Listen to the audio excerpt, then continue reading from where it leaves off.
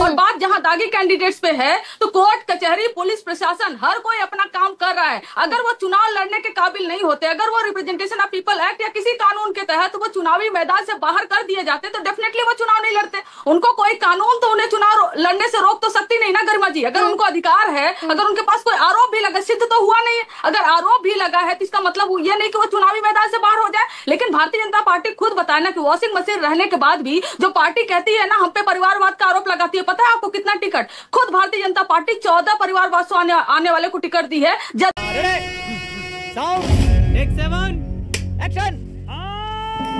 अगर 76% बाहुबलियों पर आप दांव लगाएंगे, माफियाओं को, अपराधियों को टिकट देंगे जिनके ऊपर गंभीर मुकदमे हैं, तो योगी आदित्यनाथ क्या गलत कह गए भाई?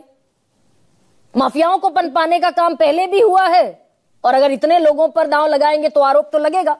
इस सज्जन को क्या तकलीफ है भाई? तो सबसे पहले तो योगी आदित्यनाथ को अपने गिरेबान में झांक कर देखना चाहिए। वो ऐसे मुख्यमंत्री हैं जिनको एक समाजवादी पार्टी के लीडर के जो सिक्योरिटी में रहते हैं गार्ड, उनका हत्या के मुकदमे में चार्जशीटर थे वो सत्यप्रकाश यादव 1999 में। लेकिन जब वो खुद मुख्यमंत्री बने तो सारे चार्जशीट जो है वो वापस ले लिए। अपने ऊपर से मुकदमा हटवाने वाला ऐसा व्यक्ति जो एक प्रदेश का मुख्यमंत्री है और दूसरे प्रदेश में जाकर वो अपराध पर बात करते हैं। जो खुद अपराधी हो अगर वो अपराध पर बात करे तो ये तो शोभा नहीं देता है। जहां तक बात अब बिहार के कैंडिडेट्स पे आ जाते हैं, उनके अपराधी होने या नहीं होने से ये 76% की डिस्टिंक्शन कंचना खत्म थोड़ी हो जाएगी भाई। 100 में से 76% आपने अपराधियों को टिकट दे दिया। इस पर आइए ना। बोलने दे, तकलीफ हुआ है बेचारे को। बोल हाँ। मैं उसी पर आ रही थी गरिमा जी। आप 100 में से 76% की बात कर रही हैं। अगर भारतीय जनता पार्टी 65% को देती है जो दागी हैं, तो वॉशिंग मशीन रहने के बाद भी अगर उनके पास 65% दागी हैं तो वॉशिंग मशीन नहीं होता उनके पास ना तो 100% दागी निकलते। अभी 100% आपसे कम है ना कंचना। एक एक नंबर की अहमियत है। 10% आपसे अभी भी कम खड़े हैं। 11% हम मतलब आप ये डिफेंड कर रही हैं कि उनके 65% है, हमारे भी 76% हुए तो क्या हो गया? मैं डिफेंड नहीं कर रही अभी बदत है भाई, अभी बदत है। मैं कतई डिफेंड नहीं कर रही हूँ। मैं बस ये कह रही हूँ कि अगर इनके पास वॉशिंग मशीन नहीं होता ना तो इनके 100% जो कैंडिडेट है ना वो दागी निकलते। और बात जहां दागी कैंडिडेट्स पे है तो कोर्ट कचहरी पुलिस प्रशासन हर कोई अपना काम कर रहा है। अगर वो चुनाव लड़ने के काबिल नहीं होते, अगर वो रिप्रेजेंटेशन ऑफ पीपल एक्ट या किसी कानून के तहत वो चुनावी मैदान से बाहर कर दिए जाते तो डेफिनेटली वो चुनाव नहीं लड़ते। उनको कोई कानून तो उन्हें चुनाव लड़ने से रोक तो सकती नहीं ना गरिमा जी। अगर उनको अधिकार है, अगर उनके पास कोई आरोप भी लगा, सिद्ध तो हुआ नहीं है, अगर आरोप भी लगा है तो इसका मतलब ये नहीं कि वो चुनावी मैदान से बाहर हो जाए। लेकिन भारतीय जनता पार्टी खुद बताए ना कि वॉशिंग मशीन रहने के बाद भी जो पार्टी कहती है ना हम पे परिवारवाद का आरोप लगाती है। पता है आपको कितना टिकट? खुद भारतीय जनता पार्टी 14 परिवारवाद से आने वाले को टिकट दी है। जदयू 17 लोगों को टिकट दी है। और जितना मांझी जी को पूछिए कितने लोग, बात तो सही है लोगों को दिया है कंचना। मैं आप ही से ऑन रिकॉर्ड पूछ लेती हूँ, रुकिए ना। जेडीयू का तो मैं बता दूंगी, राजीव जी भी बता देंगे। कंचना आपसे ऑन रिकॉर्ड अगर पूछूं, आपने कितने बाहुबलियों पर, कितने माफियाओं पर दांव लगाया है?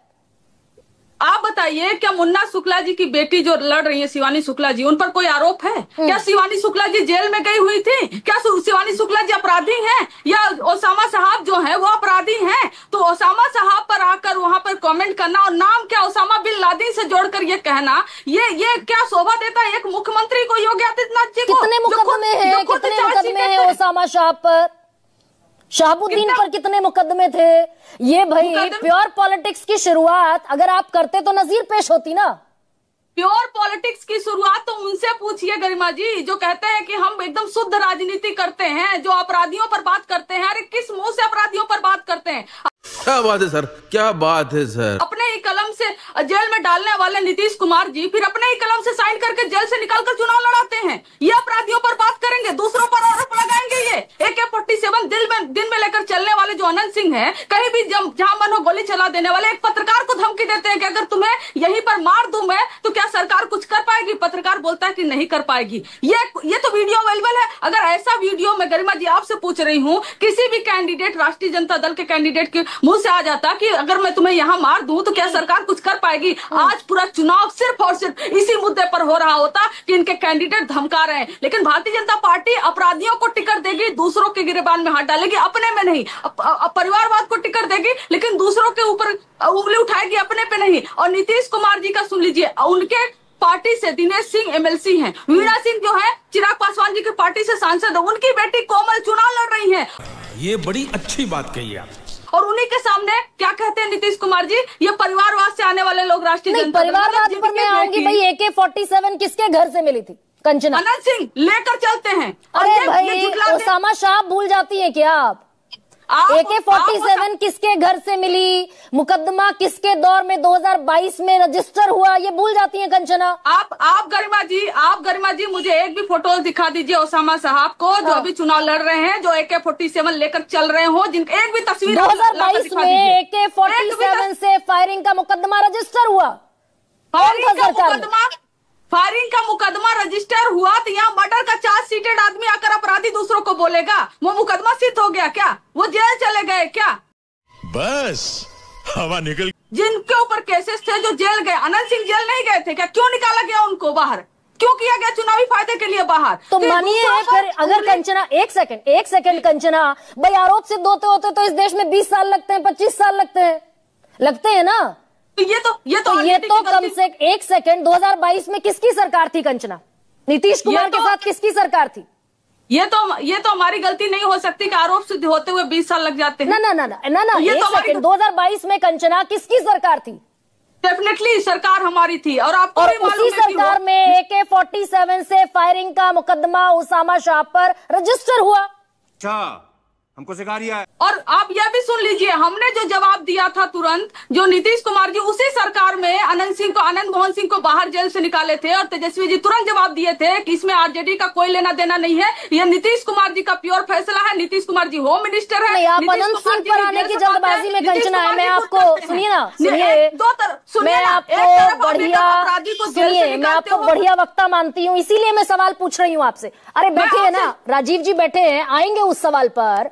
2022 में आपने माना आपकी सरकार थी, 2022 में ही AK-47, अरे भाई AK-47 हमारे देश में ऑफिशियली फोर्सेस के पास नहीं है।